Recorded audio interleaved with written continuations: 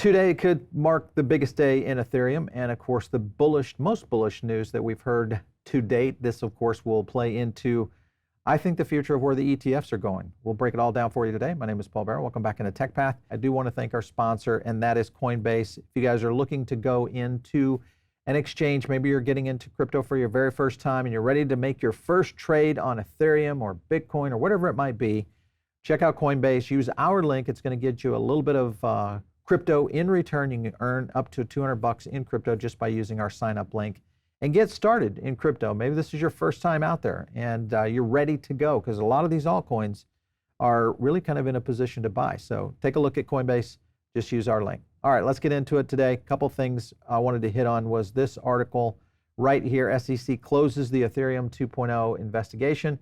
They're not going to pursue Ethereum enforcement action. There's a couple of points within the article. Let me zoom in on that for you guys.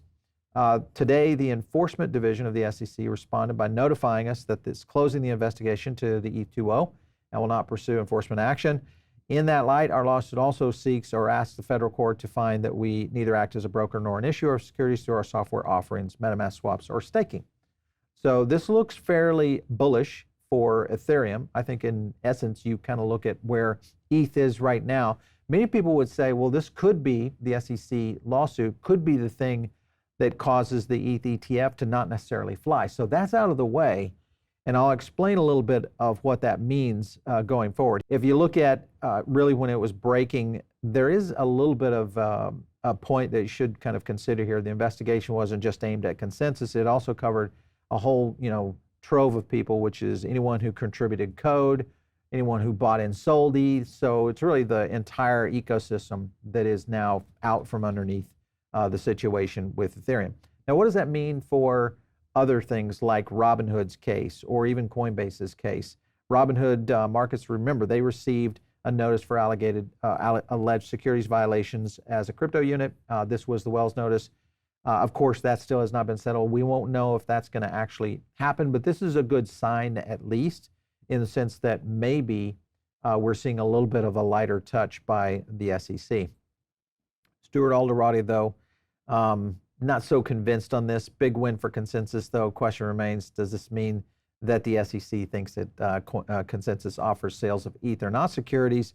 Because that's really kind of the big question, but it's no way for a government to regulate. I totally agree with him there, is we really just need to get an outline on this. A lot of that, I think, will go and come through in terms of an effect as we see regulatory outline really come out of Congress, which is the biggest thing that really, I think, changes a lot of this.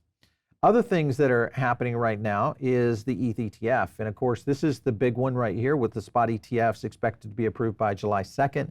We talked about this a little bit earlier. Balchunas coming in from Bloomberg, they were updating their over-under, which basically means they were moving it up. Obviously, interestingly enough, that this is just here a week and a few days before July 2nd that this comes out. Kind of interesting timing overall. So could be some very significant things happening. Now, it doesn't mean that this is bullish for ETH on the ETF side, but is it? I'm going to present two potential angles here, and I'll let you guys decide. Let's start with this first clip. Would people select the ETH ETF over a Bitcoin ETF? Do you think they're sophisticated enough for that? Two answers here. One, no. I just don't think ETH would be nearly as big. You're talking to boomers who probably know Bitcoin more than Ether. It's my personal view that the demand for the Bitcoin ETFs will be multiples of what it is for Ethereum. So everyone keeps making these arguments to me and to Eric that Ethereum ETFs are going to be a bigger deal than Bitcoin, and there's nothing to indicate that is the case. All right, so that was Sayford, Balchunas, and then also Fidelity. There's Vanek. There's a lot of people that, and these are very seasoned analysts on Wall Street that are looking at the situation of Ethereum. But at the same time, are we really taking a look at the whole picture here? Here's Scaramucci. He goes into whether or not ETH's flows will have similarity to what happened with the Bitcoin ETF. Take a look.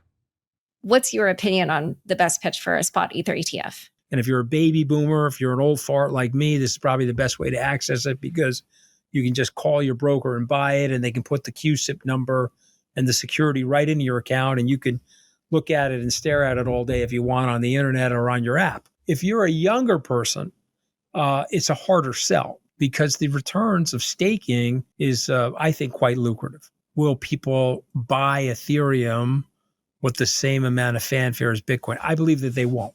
If you did 60 billion with Bitcoin, I would say you'll probably do in 6 months, 10 or so $billion in Ethereum. I mean, everybody I think thinks it will be less. It's just where exactly they think it will land. Yeah, but I think the other question, you didn't ask it, but I'm going to answer it anyway, is should it be less? And I think the answer to that is no. And one of my partners here actually likes it more than Bitcoin. Huh. All right, so I'm kind of in that camp, is that I feel like this may be stronger and could surprise Wall Street again. Remember that all of these analysts were surprised at the popularity of the Bitcoin ETF. It has way outperformed what they thought would actually happen. Could that be the case with Ethereum? There's a case here for ETH for the populace. And what I mean by that is people understand profit, they understand dividends, they understand traditional investing. I don't think you have to be a certain age to get what Ethereum means in terms of the future of finance. Let me go to this next clip. It's a little bit long, but it explains a little bit more of why this might happen. Take a look. By asking if you, as an individual, were taken by surprise at the pace of conversation around a spot ETH ETF. Absolutely not. We were one of the few firms that predicted, I think on this show, that it was going to happen. And so I know the bears were prognosticating for quite some time about how the odds were 10%, or, now I think the line is that the ETH inflows will be lower than expected, but we'd happily fade that as well. And we're firmly in the camp that ETH is going to be a huge beneficiary from these flows. It has the most stable coins, it has higher fee base than Bitcoin, it has a dividend, it's deflationary. This is an asset that people want to own. There is no future roadmap for Bitcoin being either a future of a bug or a bug in the sense that, Bitcoin is going to be Bitcoin for the next 100 years. ETH is at the forefront of the tokenization movement that is going to really define the next few decades of traditional finance. We're going to start with the stable coins, the $100 billion of stable coins that are on chain today. But now BlackRock's bringing on fixed income. People bringing on equities. People are bringing on commodities. People are bringing on private credit. I would say it's more of a tech-style growth play. ETH is Apple. It's building the app store of finance, and people are going to be really surprised at the uniqueness of the fees and just the scale of the business that ETH is going to generate from the tokenization wave that's taking place. And it's Larry Fink, it's Paul Tudor Jones, it's all these guys. They're all in this train. You're going to have that same natural buildup that Bitcoin had once it looked like it was going to get approved. You're going to have additional sales and marketing that's going to happen. To some extent, ETH is going to ride the coattails of all the access that Bitcoin has created, the access into the RIAs, the financial advisors, the wirehouses. And so when people think about the Magnificent Seven, they don't go all in on one of them.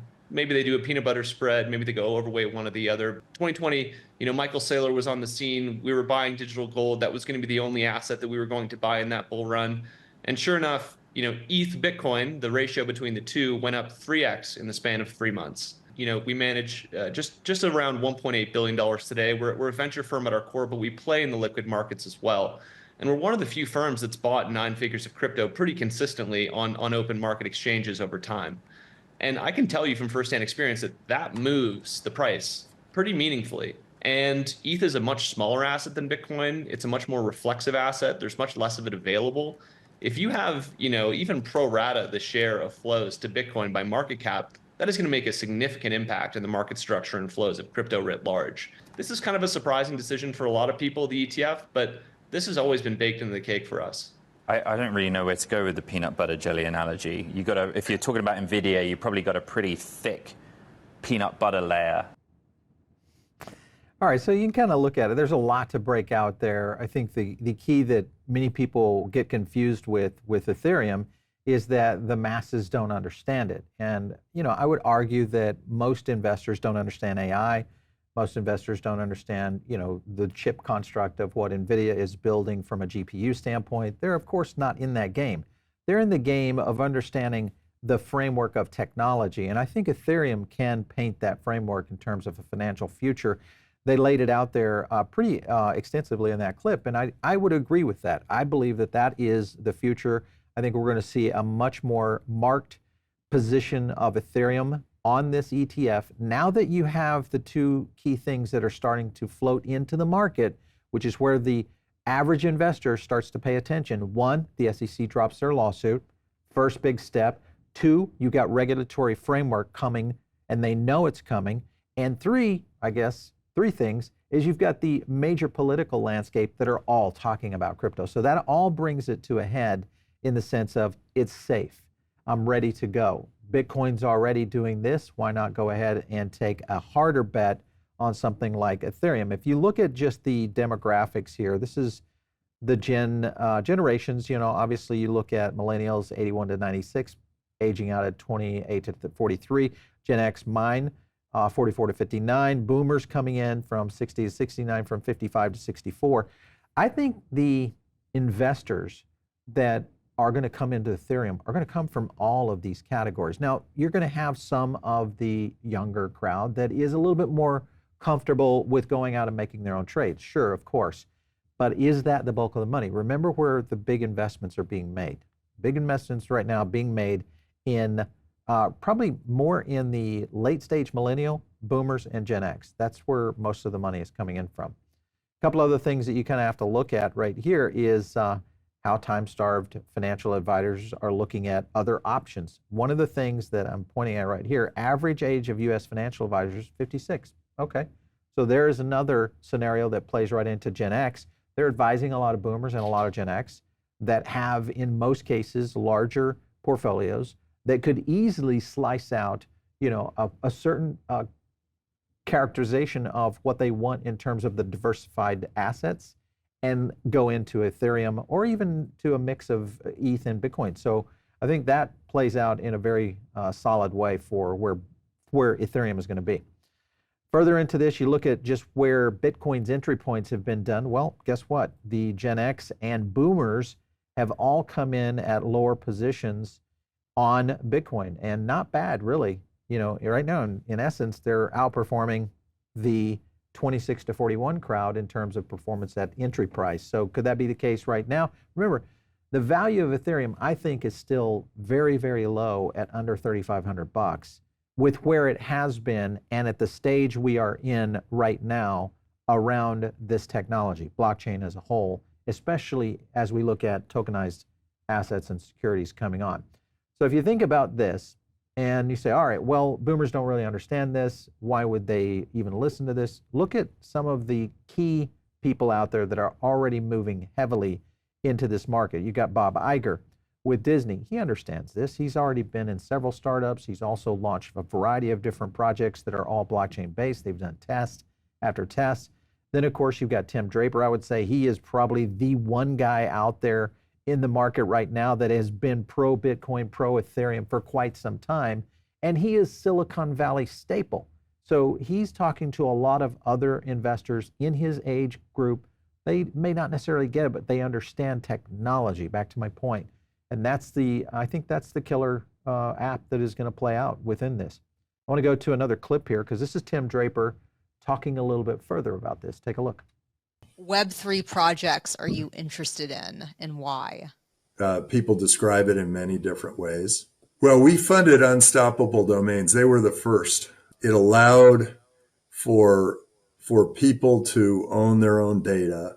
It allowed for free speech. You can, say free Tibet in China, the woke population that seemed to think that they should be telling us what we could say and not say. I mean, free speech is so important for everything, for innovation, for freedom, for free thinking, for debate. It eventually will be all in VR. We'll be able to do it. The big requirement of Web3 is going to be identity.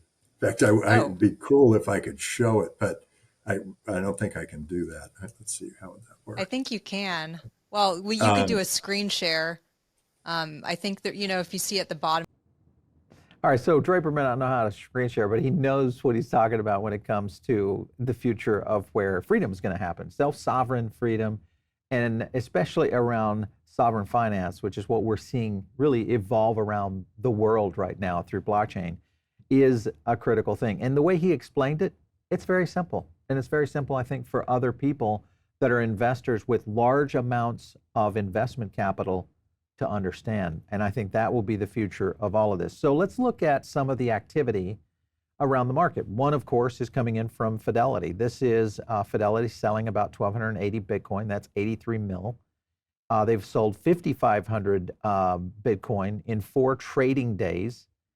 And if you look at that, could this be a prep? Kind of zoom in on that. Could this be a prep for possibly Fidelity, which we've always said is probably one of the most pro Ethereum camps out there from a assets under management group that would make a dent in the market? Is Fidelity prepping for an ETH ETF?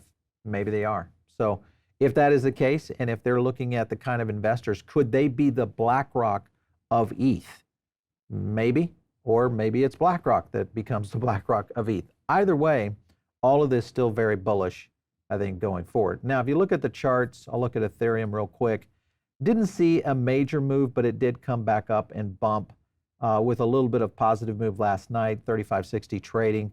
Still coming into the sentiment zone right now as we continue to watch this one move around a little bit. Bitcoin, of course, holding it around 65, somewhat stabilizing right now, which was a zone that we had kind of looked at for some good resistance. The next day or two is going to be very significant for Bitcoin, but I think Ethereum's still in a very good spot going forward. You look at Solana, it's starting to, maybe it has finally come off of its bottom at 137. Avalanche coming in here, also reversed back up about 5% on the day. So not bad for, I think, where we are right now in this cycle. Could the altcoins be in a position to come back? We'll see. Maybe ETH will lead that charge. We'll find out here maybe in about 10 days. All right, if you guys are not part of the Diamond Circle, make sure and get in right now. We've got a lot happening over there now. There's some new features, some new benefits. We've got an airdrop going on with our Diamond Circle members, so you guys can all join. It's very simple. Just use the link down in the description. It's the best place to catch us. We also do some additional content over there, so do that. Follow me out there on X, just @Paul Barron. We'll catch you next time right here on TechPath.